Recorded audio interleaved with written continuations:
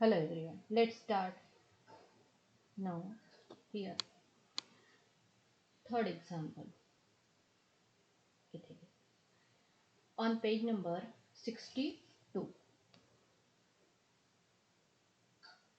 Third one on page number 62.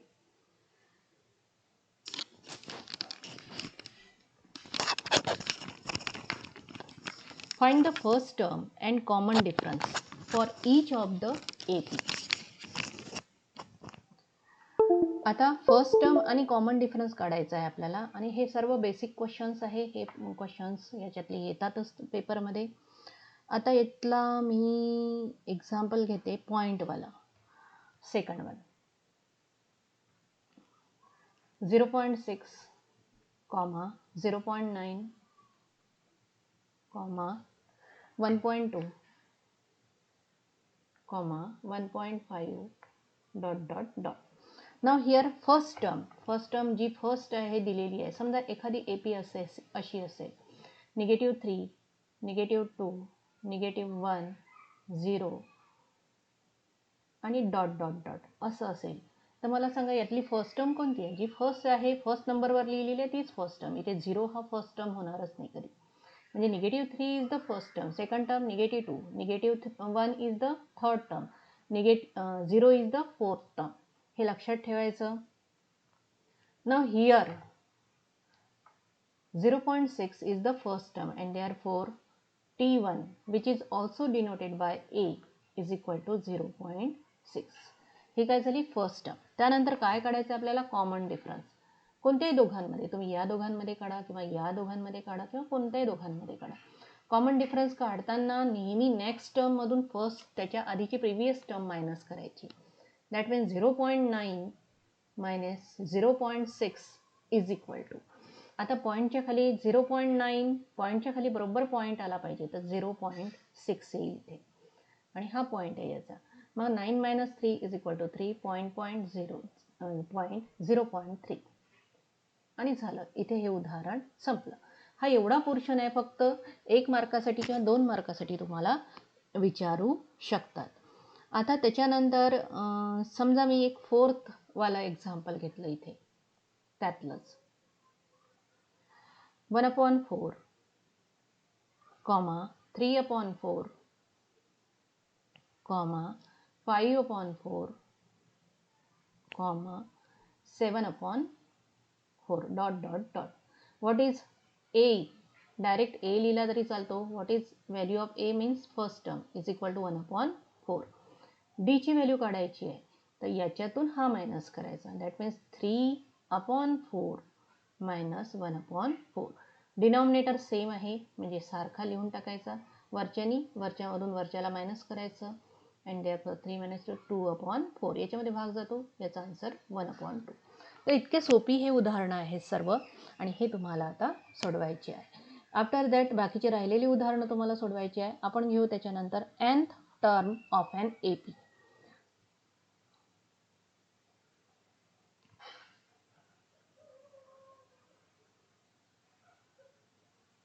Formula to calculate the nth term. आता nth term समजा एखादी AP असा दिलेला आहे 2, 4, 6, 8,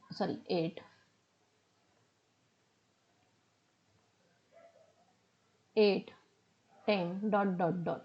दिस इज एन AP.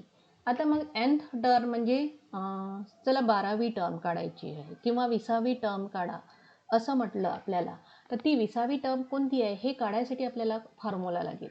आता तो फॉर्म्युला कसा डिराईव्ह करायचा, कसा तयार करायचा हे मी इथे तुम्हाला घेणार नाही. आपण ते सर्व बेसिक गोष्टी कुठे घेतो, वर्गामध्ये घेतो. तर फॉर्म्युला कोणता आहे त्याच्यासाठी TN is equal to A plus n-1D. तर हा आहे फॉर्म्युला जो 5वी टर्म, 10वी टर्म कोणतीही टर्म काढायची असेल तुमच्यासमोर जर AP दिलेला असेल किंवा value of A is given and value of D is given, you can calculate any term. कोणतीही टर्म तुम्ही या फॉर्म्युल्याने कॅल्क्युलेट करू शकता. तर असा हा फॉर्म्युला आहे आणि हा फॉर्म्युला कशासाठी यूज करतात, nth टर्म काढायसाठी. याला डब्बा करायचा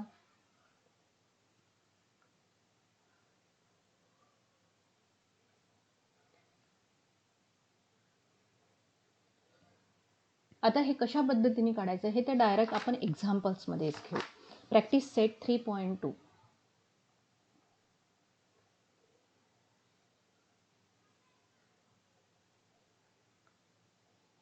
practice set 3.2 page number 66.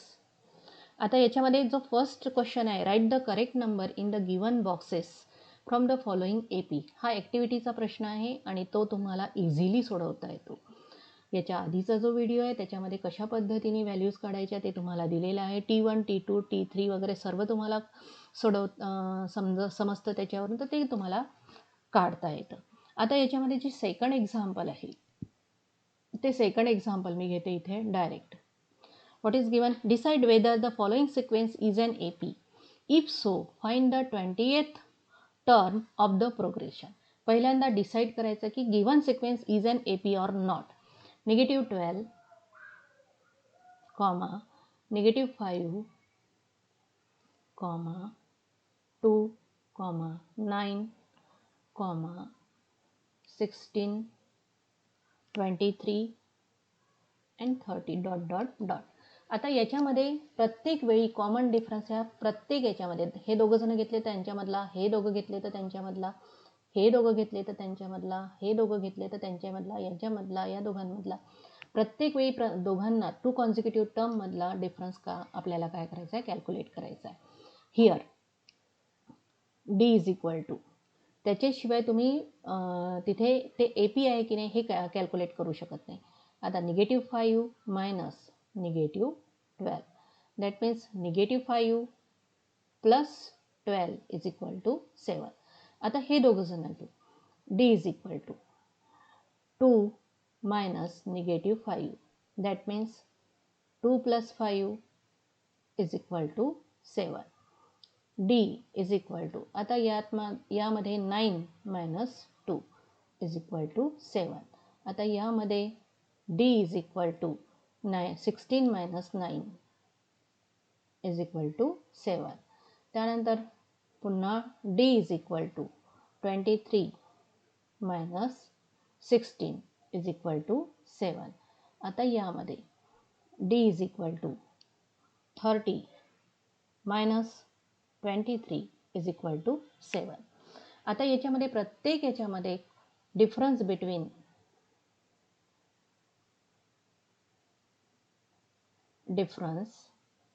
Between any two consecutive term is same and therefore given sequence is an AP. आता हा झाला अर्धा भाग.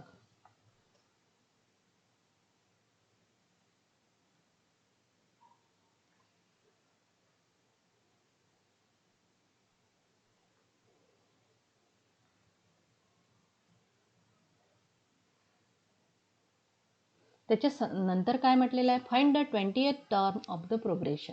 आता जो AP आहे तो लिहून टाकू आपण. -12, -5, 2, 9, 16 ... एवढंच लिहिते. What is the value of A here? -12. What is the value of D here? 7. इथे प्रत्येक ठिकाणी आपण काढलेलंच आहे. आणि म्हणून काय म्हटलं आहे, 28 टर्म, 20वी टर्म म्हणजे काय झालं, T20 is equal to question mark. हा जो n ची व्हॅल्यू आहे ती काय दिलेली इथे 20, म्हणजे n इज इक्वल टू काय झालं तिथे 20. And therefore we know that Tn is equal to A plus n minus 1D. आता काय काढायचं आपल्याला, T20 म्हणजे n ची व्हॅल्यू 20 झाली, A ची व्हॅल्यू किती आहे, -12 प्लस n ची व्हॅल्यू 20 मायनस 1, इथे कोणतं साईन आहे, मल्टिप्लिकेशनचं. D is equal to 7. काय सोडवायचं, सर्वात आधी ब्रॅकेट सोडवायचं. -12 plus 19 into 7. आता याच्यामध्ये ॲडिशन कधीच आधी करायचं नाही, कंचे, भागू, बेव किंवा बडमास हे लागू करायचं. म्हणजे सर्वात आधी काय इथे मल्टिप्लिकेशन. कंचे भागाकार आधी, त्यानंतर गुणाकार, त्यानंतर बेरीज, त्यानंतर वजाबाकी. आता इथे गुणाकार करून टाकू. -12 प्लस 7 7 49, 7 8 56, 7 9 63 3, हातचे 6, 7 1 7 आणि 6 133. आता याच्यामध्ये 133 प्लस 12 म्हणजे 133 आणि त्याच्यामधून 12 मायनस करायचं आहे. 1 2 1 म्हणजे आन्सर काय येईल आहे 1 2 1 T20. याला डब्बा करायचा अँड देअरफोर आन्सर लिहायचं. इथे प्रत्येक वेळी आन्सर लिहायची सवय करा. आन्सर काय म्हटलेलं आहे क्वेश्चनमध्ये 28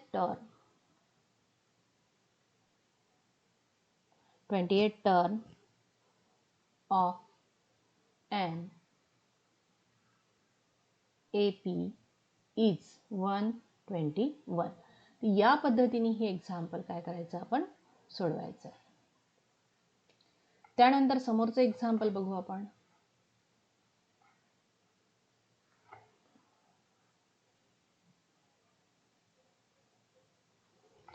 आता त्याच्यामध्ये थर्ड एक्झाम्पल तुम्हाला सोडवायचं आहे. त्यानंतर फाइंड द 19th टर्म, हे फोर्थसुद्धा तुम्हाला सोडवायचं आहे.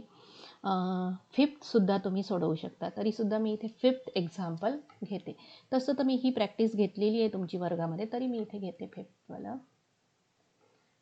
One. Find the 27th term of the following AP.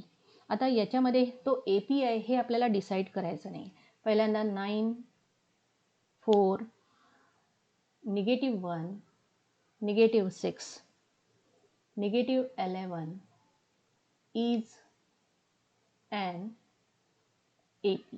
जो दिलेला आहे 9 4 -1 -6 -11 अँड देअरफोर हे दिलेलंच आहे, AP आहे, आपल्याला डिसाईड नाही करायचं. या एक्झाम्पलमध्ये काय करायचं होतं, डिसाईड करायचं होतं. त्यांनी डिसाईड वेदर असा क्वेश्चन टाकला होता. इथे डिसाईड नाही करायचं आहे, तो दिलेलाच आहे. आणि therefore A is equal to 9, D is equal to 4 - 9 is equal to -5. 4 मधून 9 गेले -5. आता त्यांनी काय म्हटलेलं आहे, कोणती व्हॅल्यू काढायची आहे, फिफ्थ आहे हे. अँड देअरफोर T27 आपल्याला काढायचं आहे is equal to question mark. म्हणजे इथे n बरोबर काय झाले 27. And therefore TN is equal to A plus n - 1 D. A ची व्हॅल्यू काय आहे 9 plus T27 is equal to 9 plus n27 - 1 मध्ये कोणतं साईन असतं, मल्टिप्लिकेशनचं. D -5 आणि हे माहीतच आहे तुम्हाला, आपण ब्रॅकेटमध्ये टाकतो बरोबर, निगेटिव्ह साईन आहे तर. इथे सर्वात आधी कोणचं सोडवायचं, याच्यामध्ये सोडवण्यासारखं काही आहे का, नाही. इथे सोडवावं लागेल 9 प्लस 26 इंटू -5. आता 9 निगेटिव्ह इंटू पॉझिटिव्ह, हा पॉझिटिव्ह आहे आणि हा निगेटिव्ह आहे, निगेटिव्ह येईल आहे. 26 इंटू 5, 5 सक 30 0, हातचे 3, 5 2 10 आणि 13. त्यानंतर इथे बघा पॉझिटिव्ह 9 - 130, 130 आहे, त्याच्यामधून 9 मायनस करावं लागेल आपल्याला. आणि म्हणून काय राहील, 1 राहिला, हातचा दिला 1 2. परंतु इथे निगेटिव्ह साईन मोठं आहे, म्हणजे इथे -121. आन्सर चेक करून घ्यायचं. 3.2 मतलब फिफ्थ -121. आता बघा याच्यामध्ये आन्सर लिहायचं आहे तुम्हाला. आन्सर कोणती टर्म विचारली आहे त्यांनी, 27th term of an AP is -121. तर या पद्धतीने फिफ्थ सोडवायचं. त्यानंतर आपण घेऊ सिक्स्थ. किती वेळ झाला ते बघते मी, 14 मिनिटं झाले, तर अजून एक क्लास होऊ शकतो, एक एक्झाम्पल होऊ शकतं इथे. कोणतं घेऊ आपण, sixth. example on page number 66. What is given? Find how many 3-digit natural numbers are divided by 5. आता पहिल्यांदा नॅचरल नंबर्स कोणते कोणते आहे हे चेक करू. 1, 2, 3, 4, 5 हे सर्व नॅचरल नंबर आहे इन्फानाईट. आता त्याच्यामध्ये फक्त 3 डिजिट. आता हे इथपर्यंत लिहिले आणि कुठपर्यंत हा 99 पर्यंत लिहिला. 98, 99, 100, 101. आता बघा इथपर्यंत 2 डिजिट झाला. इथपर्यंत किती झाला? 2 डिजिट, 2 अंक आहे याच्यामध्ये. त्याच्यानंतर इथून सुरुवात झाली 3 डिजिट. आपल्याला काय म्हटलं त्यांनी? 3 डिजिट. मग इथे 101, 102, 103, 104, 105 डॉट डॉट डॉट. कुठपर्यंत? 99 पर्यंत घेऊ आपण. 999. कारण त्याच्यानंतर 1000 येईल, तो 4 डिजिट झाला. आपल्याला फक्त 3 डिजिट पाहिजे. त्याच्यातही कंडिशन काय सांगितली आहे त्यांनी? Divisible by 5. आता 5ने कशामध्ये भाग जातो? इथे 100 पाहिजे. 5ने, कारण 99 2 डिजिट झाला. 5ने भाग कशात जातो? ती याच्यामध्ये जाईल, त्याच्यानंतर याच्यामध्ये जाईल आणि त्याच्यानंतर 110 मध्ये जाईल, त्यानंतर 115 मध्ये जाईल आणि शेवटचा नंबर इथे 999 मध्ये जाईल का? नाही. 8 मध्ये जाईल का? 998 मध्ये नाही. 997 मध्ये जाईल का? नाही. 996 मध्ये जाईल का? नाही. 995. 5चा भाग हा शेवटी 0 या याच्यामध्ये शेवटी 5 असेल किंवा 0 असेल तरच 5चा भाग जातो. म्हणून कोणते कोणते नंबर्समध्ये भाग जातो 5चा? 100, 105 हे सर्व 3 डिजिट आहे. 105, 1110, 1115 अप टू किती? 995. मग आता हे वर्जनचं फक्त डिसाईड करायसाठी घेतलेलं होतं. वरचे सर्व मिटवले म्हणजे आपला AP काय तयार झाला? लिहावं लागेल आता आन्सर. 100, 105, 110 नाही 110, 115 dot dot dot 995 is an AP. हा AP तयार झाला. डायरेक्ट आता इथे लिहिलं. आपण डिसाईड केलं आणि त्यानंतर लिहिलं. आता त्याच्यामध्ये पहिल्यांदा and therefore A is equal to 100, D is equal to 105 minus 100 is equal to 5. How many digits? असे किती डिजिट्स आहे? समजा हा 1 झाला, 2 झाला, 3 झाले, 4 आहे. हा चौथा डिजिट आहे. म्हणजे अशी 4 डिजिट दिलेला आहे आणि शेवटचा हा 5वा. तर 5च डिजिट आहे का? नाही. इथे मध्ये किती आहेत हे मला माहीतच नाही आहे. म्हणजे किती डिजिट आहे हे जर मला माहीत नसेल तर number of digits is equal to question mark. आता हा लास्टवाला डिजिट आहे. कोणता आहे हे मला माहीत नाही, परंतु लास्टवाला आहे. आणि लास्टवाला असेल तर TN इज इक्वल टू 995. ही व्हॅल्यू इथे दिलेली आहे. And therefore formula TN is equal to A plus n-1 D. Value ठेवून द्यायची. A ची व्हॅल्यू किती आहे? 100 प्लस आता TN ची व्हॅल्यू त्यांनी दिलेली आहे 995.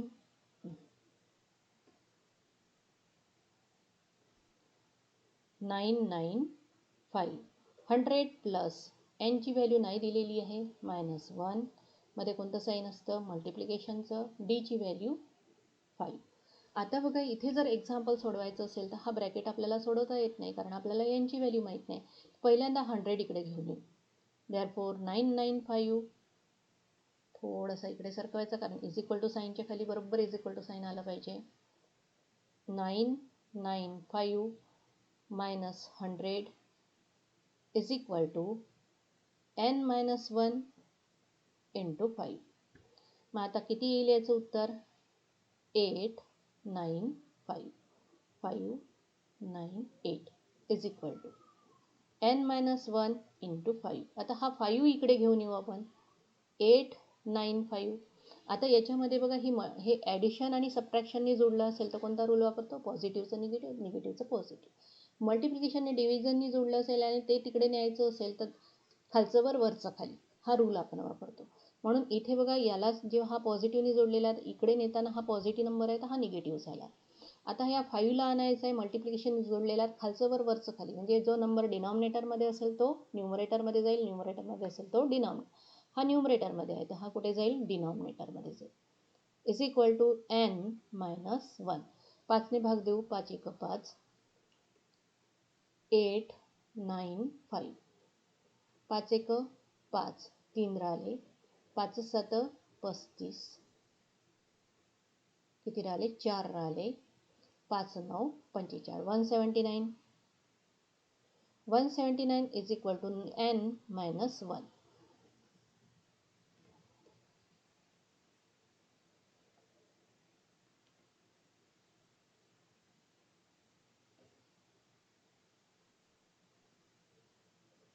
And therefore आता बघा निगेटिव्ह 1 मला इकडे आणायचा आहे तर तो काय होईल positive 1. 179 plus 1 is equal to n and 179 plus 1 is equal to 180 n is equal to 180. And therefore answer number of terms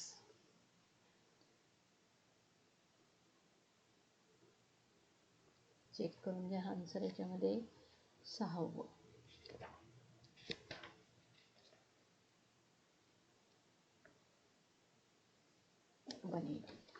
Number of terms is equal to 180. अशा पद्धतीने आपल्याला हे एक्झाम्पल सोडवायचे आहे. इथे मी स्टॉप करते.